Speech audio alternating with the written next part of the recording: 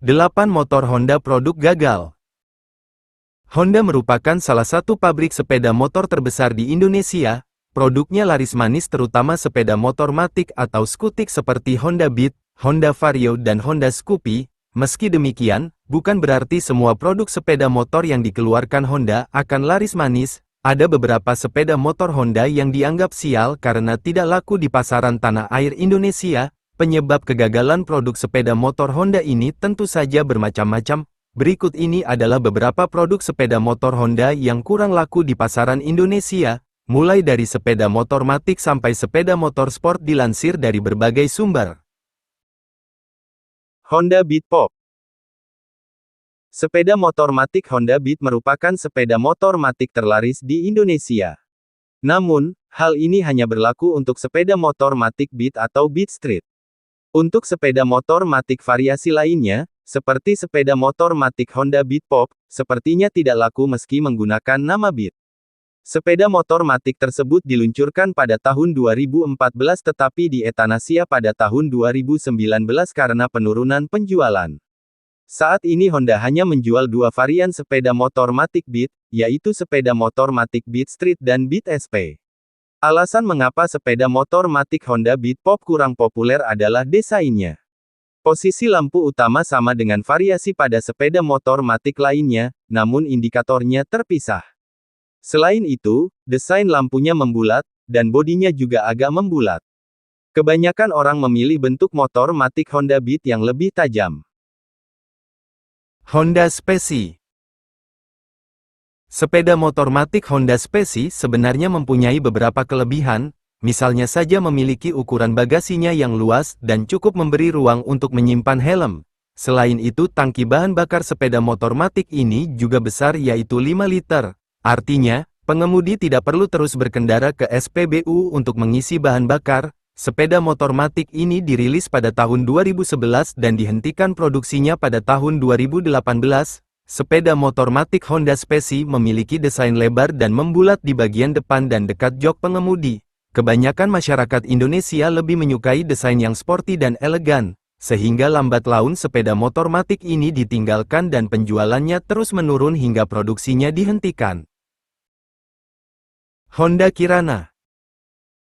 Mengapa disebut sebagai produk gagal Honda? Alasan paling tepatnya adalah karena Honda Kirana bisa dibilang sebagai proyek coba-coba pabrikan di Indonesia.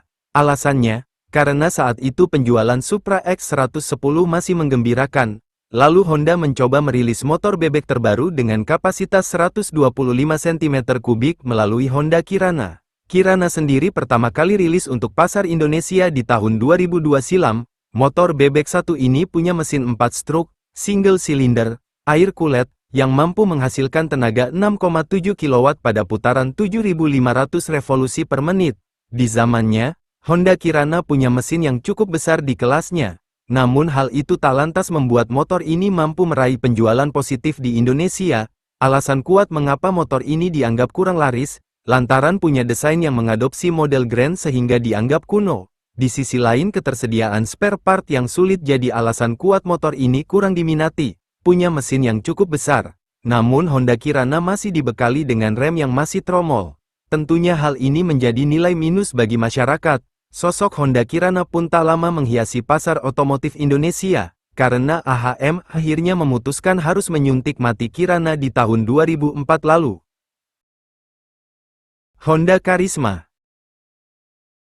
Berbicara mengenai produk gagal Honda, yang pertama adalah Honda Karisma. Produk yang dirilis era tahun 2000-an ini diharapkan mampu menggantikan Honda legenda yang laris di Indonesia.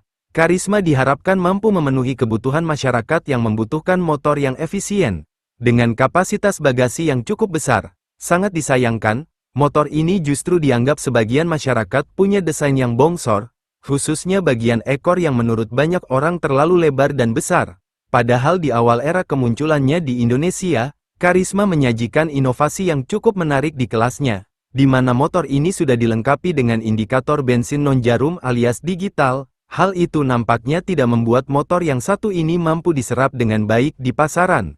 Padahal, jika konsumen ingin mencari sebuah motor yang efisien, mesin bandel, dan bagasi luas, sejatinya motor ini mampu menjawab kebutuhan. Karisma sendiri hanya dirilis 2 kali di Indonesia, yakni Karisma dan Karisma X. Sayangnya kedua produk itu kurang laris di pasar otomotif tanah air. Honda Blade 110. Kuda besi selanjutnya yang dianggap sebagai produk gagal Honda adalah Blade 110, motor yang dirilis di tahun 2008 dan sempat facelift di 2010 itu kurang mendapatkan respon positif di Indonesia. Sejatinya Honda Blade punya desain yang menarik dan sporty, bahkan bisa dibilang punya desain paling segar pada zamannya. Namun sayang, hal itu tak lantas membuat motor ini bisa diterima pasar. Masyarakat kala itu terkesan masih sedikit canggung dengan desain yang disajikan. Sebenarnya penjualan Honda Blade generasi pertama dan kedua ini tidak terlalu jelek. Sangat disayangkan, motor ini kalah bersaing dengan Yamaha Jupiter Z115 di tahun 2011. Alhasil Honda pun memutuskan untuk melakukan ubahan desain dan dibenturkan sang kompetitor. Setelah berstatus all new, motor ini pun masih kurang diminati konsumen. Honda Revo Absolute Edge.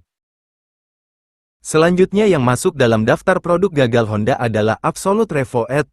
Memang untuk produk yang satu ini, Honda terlihat kurang antusias mempromosikan produknya. Sejak awal diluncurkan di Indonesia, Honda Absolute Revo Edge kurang begitu terdengar. Peminatnya pun tak terlalu banyak, sangat jarang ditemui di jalan perkotaan motor bebek yang satu ini. Honda Revo Edge punya desain 90% motor bebek, namun dengan transmisi matic, pabrikan mungkin menganggap motor ini mampu mengakomodir kebutuhan konsumen yang mendambakan motor bebek, namun dengan transmisi otomatis, tak hanya kurang laris di Indonesia, namun Honda Absolute Revo juga nampaknya tak laku di Thailand. Motor bebek yang juga dikenal dengan nama Wave itu hanya diproduksi dari tahun 2010 hingga 2013 saja di negeri Gajah Putih. Wave dianggap tak mampu memenuhi selera pasar di Thailand.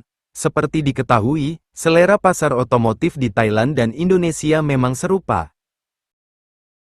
Honda CS1. Masih membahas mengenai jajaran produk gagal Honda, selanjutnya adalah Honda CS1.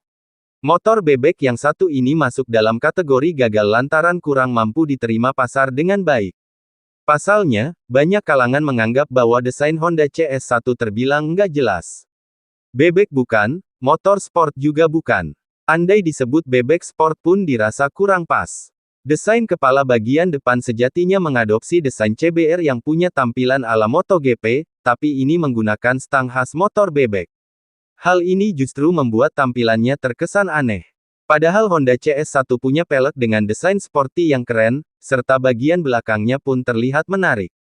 Pada bagian tengah terdapat desain yang mirip tangki, namun sejatinya bukanlah tangki. Hanya desain yang ingin menyerupai sebuah motor sport. Memang terdapat sejumlah kejanggalan pada desain Honda CS1. Mungkin pula yang membuatnya kurang laku di pasar domestik.